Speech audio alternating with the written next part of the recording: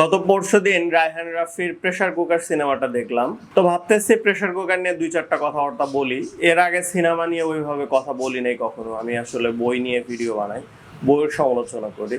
এমনিতে রিভিউ লিখছি, টেক্সট আকারে লিখছি, কিন্তু কথা বলি নাই কখনো। তো যাই হোক, রিসেন্টলি বাংলাদেশি সিনেমায় রায়হান রাফির ভালোই ডাকনাম ছড়ায় পড়ছে।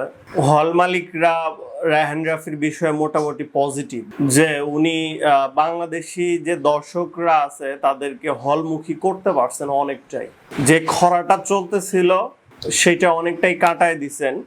এবং নায়ক কেন্দ্রিক যেই সিনেমার একটা ট্রেন্ড ছিল, বিশেষ করে সাকিব খানের, সেই ট্রেন্ডটা অনেকখানি হয়ে গেছে। এখন পরিচালক কেন্দ্রিক দর্শক হওয়া শুরু করছে। আগে যেরকম ছিল, ধরেন যে কাজী হায়াতের সিনেমা বা আরো অন্যান্য পরিচালক, সুভাষ দত্ত বা জহির রায়হানের সিনেমা মানে বিশাল কিছু।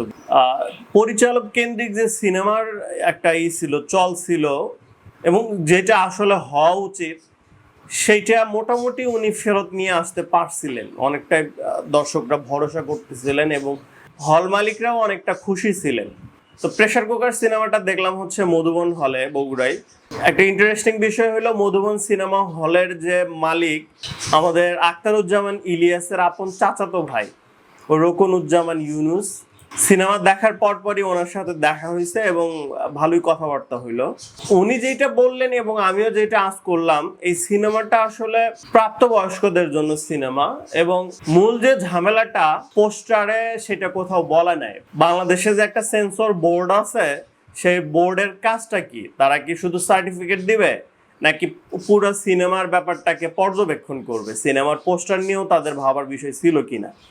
মানে এটা প্রাপ্তবয়স্কদের সিনেমা, এটা তো মিনিমাম পোস্টারে উল্লেখ করার কথা ছিল, কিন্তু একটা পোস্টারেও সেই জিনিসটা নাই।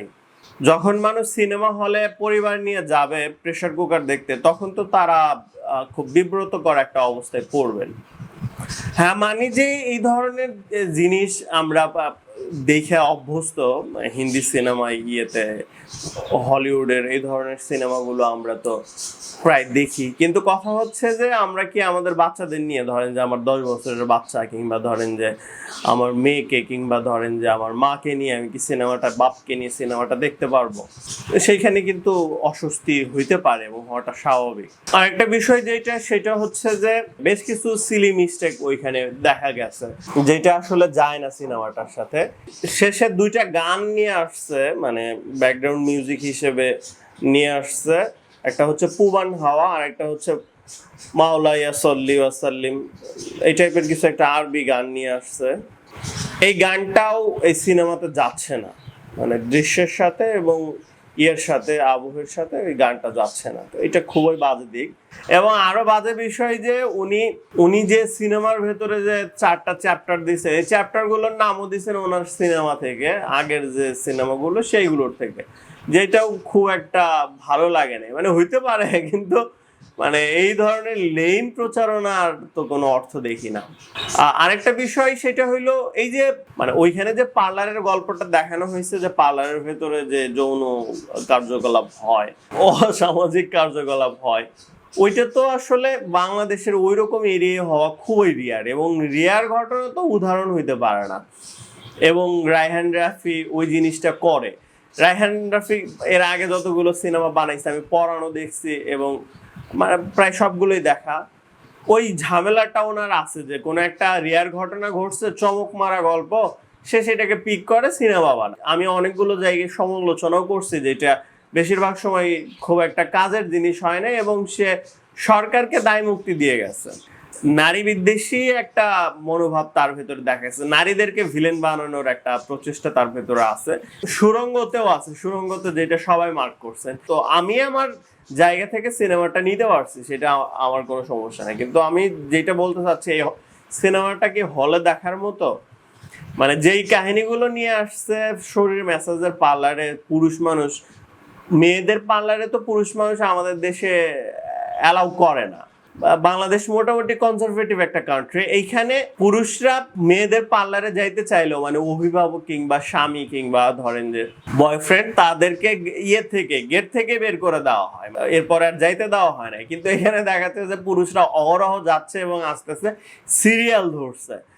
যেটা খুবই অস্বাভাবিক একটা ঘটনা। এই ধরনের ঘটনা বাংলাদেশে ঘটে কিনা আমার জানা নাই, ঘটলেও খুবই রিয়ার। এবং এই ধরনের ঘটনা থাইল্যান্ডের কথা আমরা শুনছি, জাপান বা কোরিয়া এই ধরনের কান্ট্রিতে হইতে পারে। বাংলাদেশে তো এই ধরনের ঘটনা মানে আসলে অস্বাভাবিক। তো যেটা মনে হয়েছে যে সিনেমাটা উনি বাংলাদেশি দর্শকদের জন্য হয়তো বানান নাই, ওনার ভেতরে হয়তো আর্ট ফিল্ম বানানোর একটা চেষ্টা হয়তো ছিল, যেটা কলকাতার ইয়েদের ভেতরে খেয়াল করা যায়। এবং বাংলাদেশেও বেশ কিছু পরিচালক আছে যারা কিনা আর্ট ফিল্ম বানাইতে চায়, দর্শকদের জন্য সিনেমা বানাইতে চায় না। এইটা যদি অনলাইনে মুক্তি দিত খুব একটা সমস্যা হইতো না।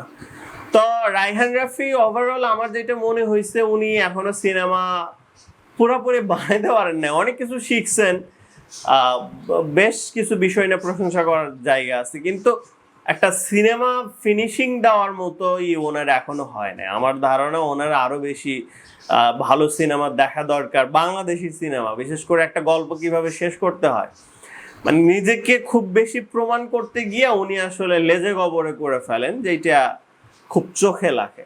যাই হোক, রায়হান রাফি যদি ভালো সিনেমা বানায় আমাদের জন্য ভালো, বাংলাদেশি দর্শকদের জন্য ভালো, হল মালিকদের জন্য ভালো। আমরাও তো চাই যে বাংলাদেশের সিনেমা দাঁড়াক, বরং এই ধরনের কাছাকাছি দিয়ে দর্শকরা আরো বেশি হল বিমুখ হবে, আরো বেশি সিনেমা বাংলাদেশি সিনেমাকে অ্যাভয়েড করা শুরু করবে।